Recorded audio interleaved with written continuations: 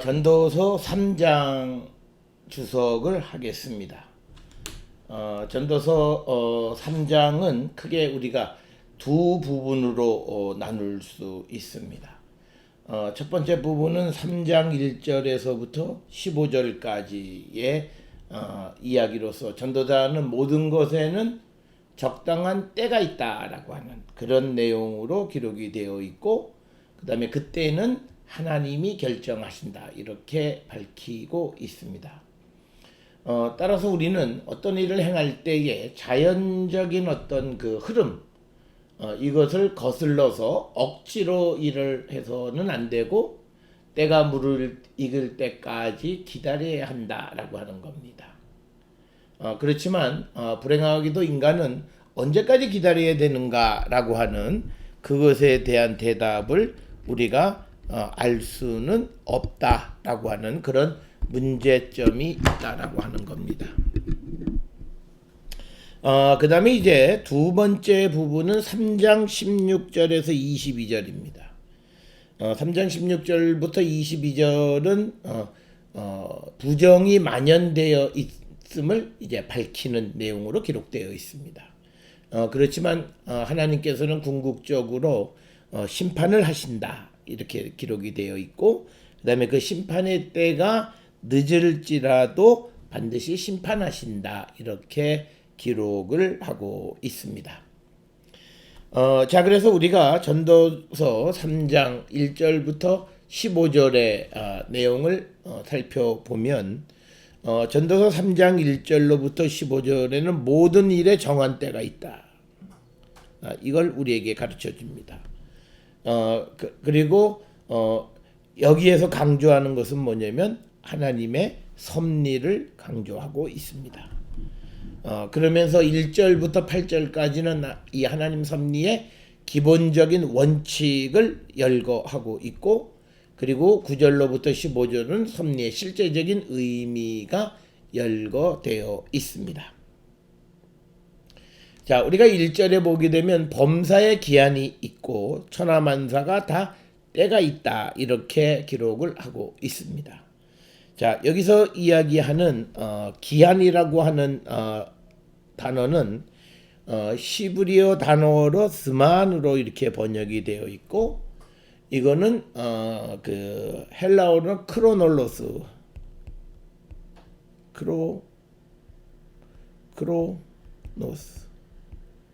크로노스.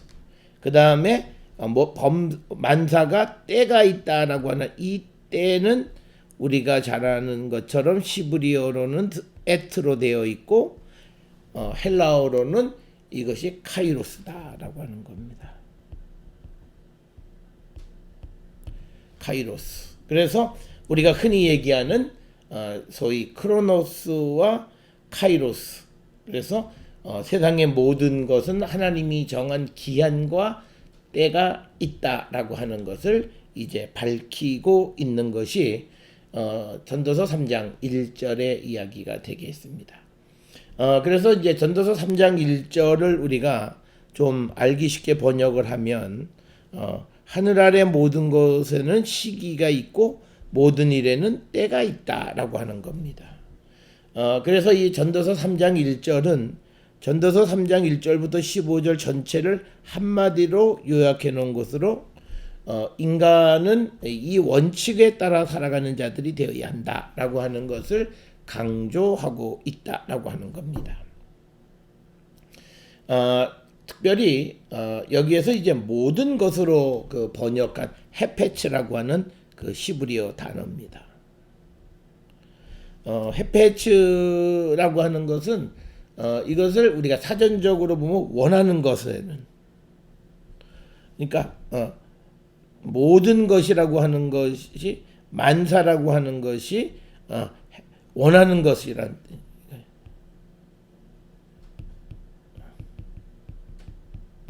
원하는 것, 내가 원하는 것에서 모든 것에는 즉 그 원하는 것에는 때가 있다라고 하는 겁니다. 그래서 이 사람은 이 때를 우리가 맞춰서 살아가야 된다라고 하는 거고요. 그래서 우리가 그 드만이라고 하는 그 시브리어 단어와 에트라고 하는 이 단어를 살펴보면 드만은 좀 더 구체적인 시간을 의미하고 에트는 조금 좀 폭넓은 것을 의미한다. 그렇지만 전도서는 시간 결정론적인 의미에서 때가 정해 있다라고 하는 것이 아니라 무슨 일에든지 때와 판단이 있으므로 그래서 이 어떤 하나님이 결정하시는 그 섭리적인 개념에서 우리가 이해해야 한다라고 하는 겁니다. 3장 1절에 해 아래라고 하는 것은 전도서 1장 3절에서도 기록이 우리가 본 것처럼 하늘 아래 해 아래 다 같은 것으로 인간의 삶이 전개되는 모든 영역에서 이런 뜻입니다. 그래서 이 말은 쉽게 이 세상에 이렇게 우리가 번역할 수 있다라고 하는 겁니다. 자, 그래서 이제 2절에는 구체적으로 2절부터 8절에 긍정, 부정 이렇게 대비시킵니다. 긍정과 부정적인 것을 서로 대비시키고 있어서 전부 여기에는 14가지의 때를 설명하고 있다라고 하는 겁니다. 그래서 2절에서는요. 날 때가 있고 죽을 때가 있고 심을 때가 있고 심은 것을 뽑을 때가 있다라고 하는 겁니다. 그래서 2절에서 다루는 건 뭐냐? 생사, 출생과 사망, 심을 때와 심겨진 것을 뽑을 때 서로 대비적인 것을 얘기하는 겁니다. 그래서 여기는 날 때가 있다라고 하는 것은 뭐냐면 사람이 어머니 뱃속에서 9개월을 지난 후에야 출생해야 한다라고 하는 것을 말하는 겁니다. 그 다음에 뿐만 아니라 우리가 이 생명의 출생과 죽음은 인간의 계획에서 어떻게 할 수 있는 것이 아님을 얘기하고 있습니다.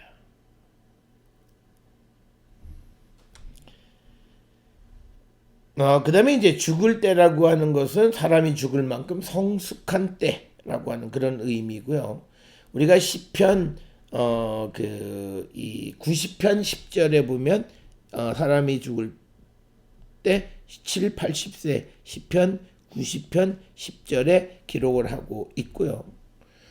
우리가 전도서 3장 2절과 같은 것은 1장 4절에 기록되어 있는 것처럼 한 세대는 가고 한 세대는 오대라고 하는 표현과 유사한 그런 의미를 나타내고 있다. 이제 이 3절에서는 죽을 때가 있고 치료할 때가 있으며 헐 때가 있고 세울 때가 있다. 죽일 때, 고칠 때, 부술 때, 지을 때가 있다라고 하는 겁니다. 그래서 여기서 죽일 때와 그 다음에 치료할 때, 그 다음에 헐 때와 세울 때 서로 대비하고 있다라고 하는 거죠. 치료할 때, 헐 때와 그 다음에 세울 때 긍정 부정으로 대비시키고 있다라고 하는 겁니다. 자, 그 다음에 이제 4절에서 우리가 보는 건 울 때가 있고 웃을 때가 있으며 슬퍼할 때가 있고 춤출 때가 있다. 역시 여기서도 마찬가지입니다. 울 때와 웃을 때를 대비하고 있고 슬퍼할 때와 춤출 때를 대비하고 있고 그러면서도 여기서는 동의적 평이 울 때를 슬퍼할 때와 같은 걸로 그 다음에 웃을 때를 춤출 때와 같은 개념으로 그래서 우리가 이것은 동의적 평행법이다 라고 하는 거죠. 동의적 평행법. 이 동의적 평행법이라고 하는 여러 차례 얘기하지만 이거는 반복하는 강조입니다. 반복 강조의 용법을 사용하고 있다라고 하는 겁니다. 특별히 여기에서 사용하고 있는 스포드라고 슬퍼할 때로 번역이 되어 있는 스포드라고 하는 이 단어는 특별히 죽은 자를 위해서 애가를 부를 때 이런 의미입니다. 그러니까 애가를 부를 때가 있고 또 춤을 출 때가 있고 기쁜 노래를 부를 때 각각 그때에 맞는 삶을 살아야 된다라고 하는 겁니다. 또 이제 5절에서는 돌을 던져버릴 때가 있고 돌을 거둘 때가 있다. 그러니까 여기는 버릴 때와 거둘 때를 대비하고 있고요. 그 다음에 또 여기 다음에는 안을 때와 그 다음에 안는 일을 멀리 할 때 서로 대비하고 있습니다. 특별히 이 5절에서 얘기하는 돌을 버릴 때, 모을 때 이것은요, 농사 짓는 것과 밀접한 관련이 있습니다. 그래서 그 돌을 버리는 것은 밭을 갈기 전에 돌을 밭에서 밖으로 던지는 것을 얘기하고, 그다음에 돌을 거둘다라고 하는 것은 담을 쌓거나 하는 것. 그래서 이런 농사와 관계되어진 것은 포도원의 노래인 이사야 5장에 자세히 기록이 되어 있습니다. 6절에는요, 찾을 때가 있고 잃을 때가 있고 지킬 때가 있고 버릴 때가 있다라고 하는 겁니다.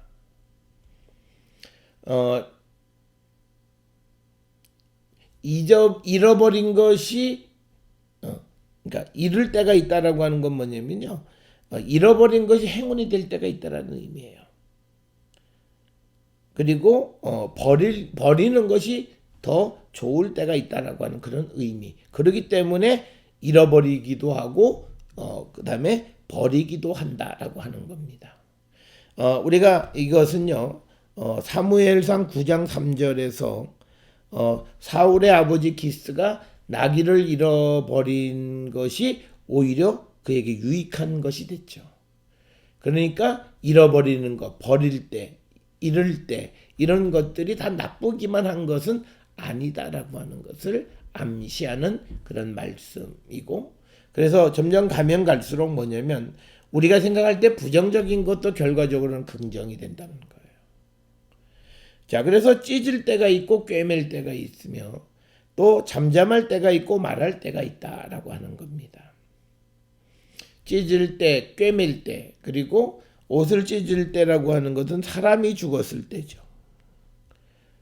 그리고 또 하나는 죄를 속죄할 때, 혹은 또 사람이 화가 났을 때, 이때가 옷을 찢는 거고요. 또 꿰맬 때라고 하는 것은요, 바로 장례식을 상징하는 거죠.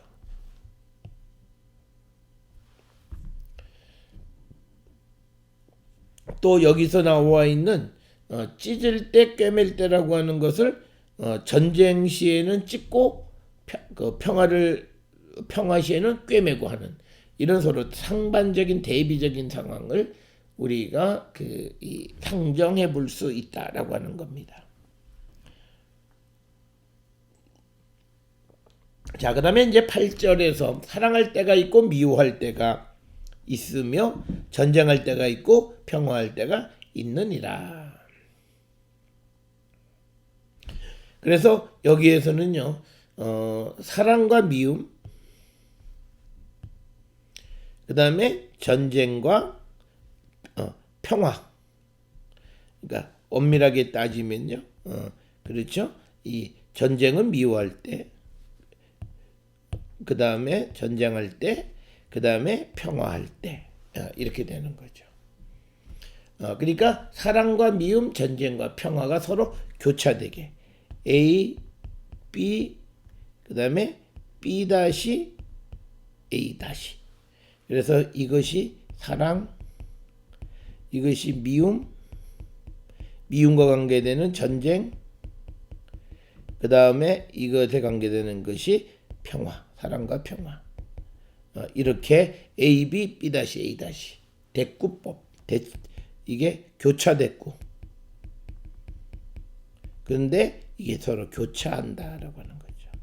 교차대꾸는 우리가 A, B, 그다음에 B 다시 A 다시 이런 형식으로 되어 있는 그런 구절이 되겠습니다.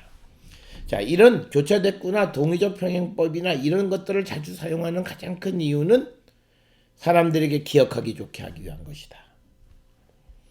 자, 그 다음에 이제 9절에서 일하는 자가 그의 수고로 말미암아 무슨 이익이 있을까라고 하는 겁니다.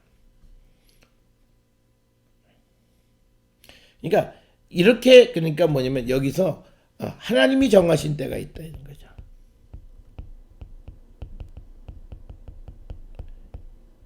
그런데 인간의 노력, 이것은 무의미하다는 거죠. 그러면 인간의 노력이 의미가 있으려면 인간의 노력이 정하신 때와 같아야 되는 거죠. 그럴 때 의미가 있다라고 하는 겁니다. 그래서 하나님께서 모든 것을 아름답게 하는 모든 때를 정해놨는데 사람이 거기서 수고를 한다고 해서 하나님의 정한 때를 바꿀 수가 없다라고 하는 거죠. 그렇기 때문에 인간의 노력이 무엇이 유익하느냐, 유익하지 않다라고 하는 겁니다. 자, 그러면서 10절에 하나님이 인생들에게 노고를 주사 애쓰게 하신 것을 내가 보았다라고 하는 겁니다.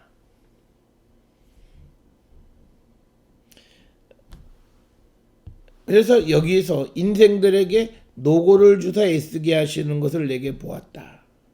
그러니까 뭐냐면요. 하나님이 정한 일에 여기에서 애쓰는 거죠. 애쓰고 노력하는 거죠. 이건 의미가 있는 겁니다. 그런데 그게 아니라 하나님의 정한 일과 무관한 사람의 노력, 이건 무의미하다라고 하는 거죠. 그래서 우리가 이 전도서의 말씀들을 이해할 때 구절구절을 잘 이해해야 한다라고 하는 거죠. 그래서 하나님께서 사람의 아들들이 고생하도록 애쓰게 하신 것, 인생들의 노고를 주사, 즉 고생하도록 하신 것을 내가 보았다. 그러면서 이제 11절에서는 뭐냐면요. 하나님이 모든 것을 지으셨고, 그러니까 하나님의 창조에 관계돼서 얘기하는 거예요. 그리고 때를 따라 아름답게 하셨고, 그러니까 여기서 우리가 단계로 하나님이 모든 것을 지으시되, 그 다음에 때를 따라서 아름답게 하셨고, 그 다음에 이렇게 하셨다는 거죠. 여기까지예요. 그 다음에 하나님께서 과거와 미래를 생각하는 마음을 주셨다. 영원을 사모하는 마음을 주셨느니라 라고 하는 말이 사람에게 과거와 현재, 미래를 보는 것을 주셨다. 그런데 하나님이 하시는 일의 시종을 사람이 측량할 수 없다. 그러니까 사람은 한계가 있어요. 이건 뭐냐면 하나님의 일을 알 수 없다. 그래서 사람은 오늘 내게 주시는 것을 누리는 삶,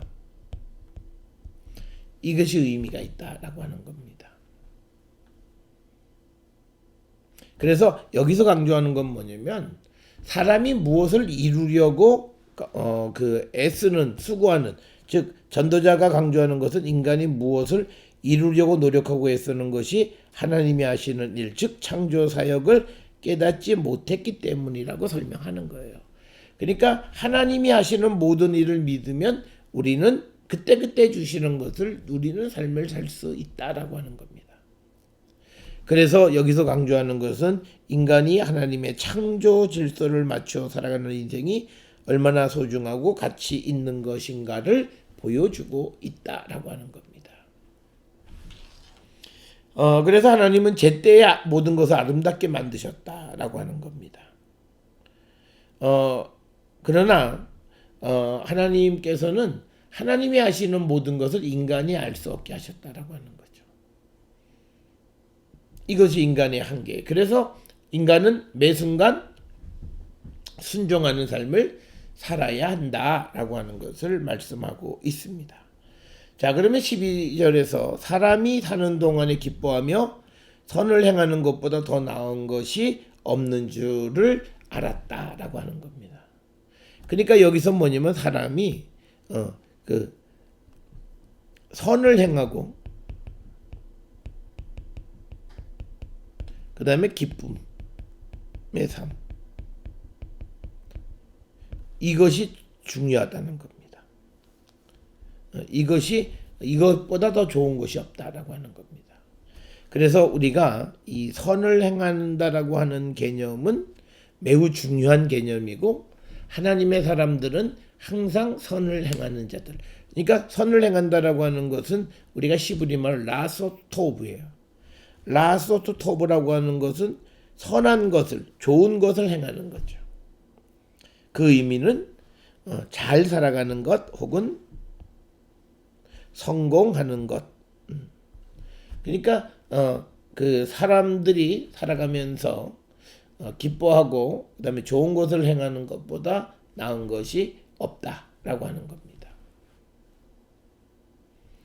그러면서 13절에 사람이 먹고 마시는 것과 수고함으로 낙을 누리는 그것이 하나님의 선물인 줄도 알았다라고 하는 겁니다.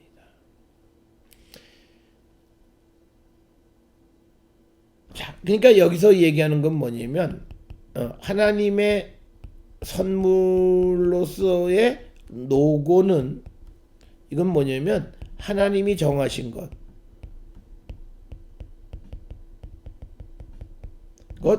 이루는 수고 그리고 노고 이게 선물이라는 거죠. 그러니까 우리가 자칫 잘못하면 사람을 아무 일도 안 해도 그런 의미가 아니다라는 거예요. 하나님이 우리에게 하나님이 정해 놓으신 것에서 수고하는 그 수고는 우리에게 주셨다는 거예요. 그래서 우리가 살아가면서 하나님이 정해 주시는 그 하나님의 선택과 결정에 순종해야 돼요. 굉장히 중요한 거죠. 그런데 사람이 이것을 하나님의 선택과 결정과 관계없는 일에 쓰는 건 허무한 수고다라고 하는 겁니다.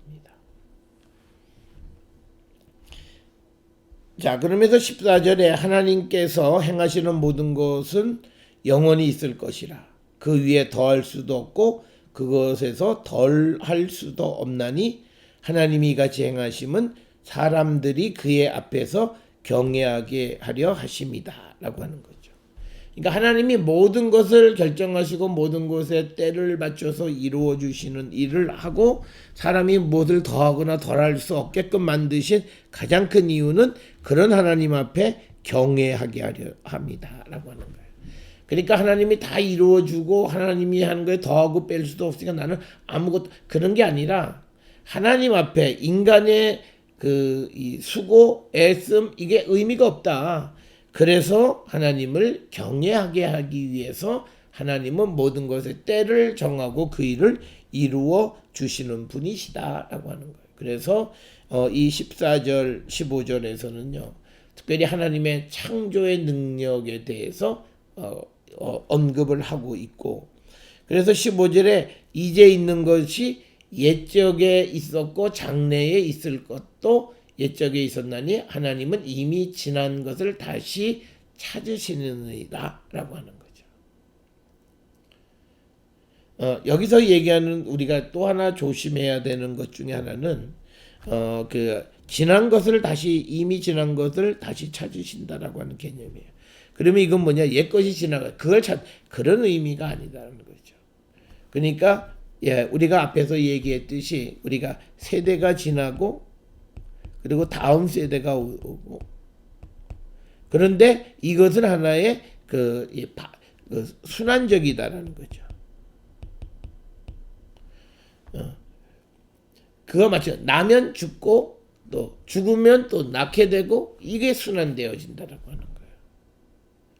그런 의미에서 이미 지나간 것을 다시 찾으신다는 의미지 우리가 과거에 제약된 지나간 것들을 우리가 다시 찾는다 그런 의미는 아니다라고 하는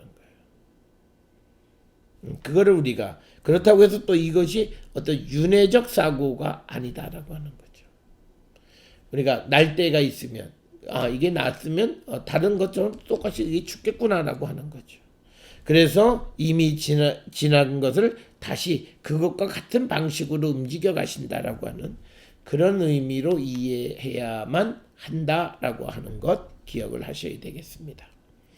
자, 그래서 전도서 3장 1절로부터 시작을 해서 3장 15절까지는 모든 것은 하나님이 정하시고 하나님이 이루시고 그래서 인간의 노력으로 무엇을 이룰 수 있는 것은 아니다. 그렇기 때문에 인간은 그 하나님 앞에 경외심을 가져야 한다라고 하는 거예요.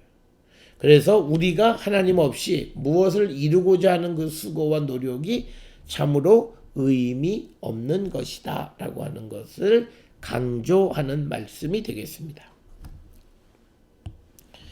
자, 이제 3장 16절에서 22절에는 그렇지만 세상 만사에는 불의가 많다는 거예요. 이거는 4장에서까지도 이어지는 이야기가 되겠습니다. 그렇지만 그 불의에 대한 하나님의 심판도 언급하고 있고 그리고 그 심판에 그것도 때가 있다는 거죠. 하나님이 정하신 때에 심판하신다는 거예요. 그러니까 우리가 당장 악인을 어떻게 하고 뭐 바라고 이런 우리의 계획과 우리의 스케줄대로가 아니라 하나님의 계획대로 악한 것에 대한 하나님의 심판이 있다. 자, 그래서 16절에 세상이 얼마나 악하냐면 해 아래 보건대 재판하는 곳 그리고 정의를 행하는 곳 여기는 항상 뭐가 있어야 되냐면 선, 정의 이런 게 있어야 돼. 그런데 여기에도 악이 있다. 그러니까 가장 선해야 하는 곳에 악이 있다니까 세상이 그만큼 악해졌다라고 하는 것을 얘기해요. 우리가 레위기 19장 15절에 보면 재판의 공정성 그리고 재판관의 공정함 이것에 대한 언급을 많이 하고 있어요. 그래서 그런데 재판하는 곳이나 정의를 행하는 곳에 악이 있다라고 하는 것. 그러면서 세상이 얼마나 악한가라고 하는 것이죠. 악으로 번역된 불의로 번역된 이 레샤아라고 하는 것은요. 위법이라고 하는 게 정의와 반대되는 개념으로 많이 사용되어지는 그런 단어가 되겠고요. 그 다음에 17절에 내가 내 마음속으로 이르기를 의인과 악인을 하나님이 심판하시리니 이는 모든 소망하는 일과 모든 행사에 때가 있음이라. 그러니까 반드시 여기서 17절에서 강조하는 심판을 강조하는 거예요. 우리가 기독교 신앙에서 가장 중요한 건 마지막 심판이 있다라고 하는 거죠. 그런데 이것은 뭐냐면 때에 따라서 하나님이 결정하신 때에 그러니까 우리가 세상 끝날 이게 심판의 때예요. 이 때는 우리가 정하는 것이 아니라 하나님이 정하시는 그 때라고 하는 거죠. 자, 여기에서 모든 소망하는 일 그리고 모든 행사 이렇게 소망하는 일로 번역되어진 것 해패죠. 원하는 일 모든 원하는 일과 모든 행사에 때가 있다라고 하는 거죠. 그래서 이 17절은요. 내가 마음속으로 이르기를 이 표현은 뭐냐면 독백이에요. 독백 형식으로서 세상이 참 악하구나 뭐 이렇게 얘기하는 거예요. 그렇지만 하나님이 이 세상을 마지막 심판하실 거야 라고 얘기하는 거. 그래서 악인은 심판을 면할 수 없다라고 하는 겁니다. 자, 18절에 내가 마음속으로 이르기를 인생들의 일에 대하여 하나님이 그들을 시험하시리니 그들이 자기 짐승과 다름이 없는 줄을 깨닫게 하려 하심이라 라고 하는 겁니다. 여기서 강조하는 것은 뭐냐면요. 피조물로서의 사람이에요. 그러니까 지금 18절에서 강조하는 게 사람과 짐승을 비교해서 사람이 짐승과 다를 바가 없다라고 하는 것을 얘기하는 것이 아니라 피조물로서 사람과 짐승은 똑같이 죽음을 맛보게 된다라고 하는 거예요. 그래서 19절에 보면 흙에서 나서 흙으로 돌아간다라고 하는 거예요. 그래서 피조물의 삶으로서 같다라고 하는 것을 얘기하는 겁니다. 자, 그래서 이런 생각은요. 우리가 시편 104편 29절에 인간이 다시 흙이나 먼지로 돌아가는 것을 말하고 있는 그런 구절들이 있다라고 하는 거죠. 그래서 여기에서 강조하는 것은 인간이 만물의 영장이 있지만 하나님의 섭리 아래 있는 피조물로서 다른 동물과 마찬가지로 죽음을 피할 수 없음을 보여주는, 즉 만물의 영장인 인간의 한계를 말하고 있는 겁니다. 그러면서 19절에 인생이 당하는 일을 짐승도 당한, 이건 뭐 죽음을 얘기해요. 그들이 당하는 일이 일반이라 같다. 다 동일한 호흡이 있어 짐승이 죽음같이 사람도 죽으니 사람이 짐승보다 뛰어남이 없음은 모든 것이 헛되다라고 하는 거예요. 피조물로서의 인간의 운명이나 짐승이나 같다라고 하는 거예요. 그래서 흙으로 만들어져서 흙으로 가는 운명, 인생이 동일하다라고 하는 겁니다. 그래서 여기서 강조하는 건 뭐냐면, 그러기 때문에 인간은 하나님 앞에서 교만하지 말고 여호와를 경외하는 자가 되어야 한다라고 하는 것을 강조하는 그런 말씀이 되겠고요. 그래서 20절에 다 흙으로 말미암음으로 다 흙으로 돌아가나니 다 한 곳으로 가거니와 21절 인생들의 혼은 위로 올라가고 짐승의 혼은 아래 곧 땅으로 내려가는 줄을 누가 알랴라고 하는 거죠. 그러니까 여기서도 뭐냐면 인간도 결국은 뭐냐면 순환적이죠. 즉 우리가 1장에서 바람, 바다, 그 다음에 뭐 이런 것들이 처음 온 데서 다시 그것으로 돌아가는 것처럼 인간도 흙으로 나서 흙으로 돌아간다라고 하는 그런 말씀을 우리에게 이제 가르쳐 주고 있고요. 특별히 21절에 중요한 구절이 있습니다. 21절에 뭐냐면 인생들의 혼은 위로 올라가고 짐승의 혼은 아래 곧 땅으로 내려가는다라고 하는 거죠.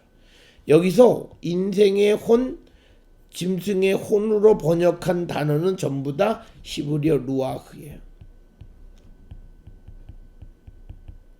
루아흐는 우리가 보통 영으로 번역하는 거죠. 그러니까 인생의 영, 이건 좋은데, 그러니까 또 짐승은 영이라고 얘기하시는 거 혼. 그러니까 루악을 그래서 인간에도 혼이 있다 이렇게 또 번역을 합니다. 그러니까 지금 이 21절의 번역은 교리적 번역을 하는 거예요. 그러니까 루악이라고 하는 단어가 짐승과 사람 모두에게 다 사용이 된 거예요. 그래서 만약에 여기서 루악이 분해이 아담, 사람의 영, 루악하 베헤마, 짐승의 루악, 사람의 루악, 영으로 번역하면 다 영. 그러니까 여기서 혼으로 번역한 거. 이유는 짐승의 영이 있다고 말할 수 없기 때문에 그렇게 이야기를 하는 거죠. 자, 그래서 여기에서 이 번역상의 문제고, 어떤 이들은 이것을 근거로 해서 짐승도 영이 있다라고 이야기를 하는 경우도 있습니다.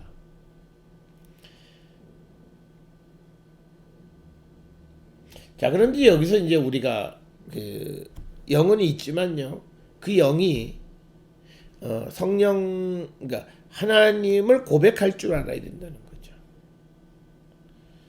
그래서 어떤 사람들은 이 짐승의 혼을 기운으로 번역하기도 한다. 자, 그러면서 이제 22절에서 이제 그러므로 나는 사람이 자기 일에 즐거워하는 것보다 더 나은 것이 없음을 보았나니 이는 그것이 그의 몫이기 때문이라. 그 뒤에 일어날 일이 무엇인지를 보게 하려고 그를 도로 데리고 올 자가 누구 일에 없다라고 하는 거죠. 자, 그래서 여기서 이야기하는 건 뭐냐면 사람이 즉 지금 일어나는 그 일에 대해서 그가 즐거워하는 거죠. 자기 일을 즐거워하는 것. 이것이 자기의 몫이라는 거죠. 그러니까 오늘 우리는 만사에 감사하고 기뻐해야 되는 거예요. 감사하고 기뻐. 왜냐하면 이때에 하나님이 주신 선물이기 때문에. 그래서 그렇게 하는 것이 가장 좋다라고 하는 것이 3장 22절이에요.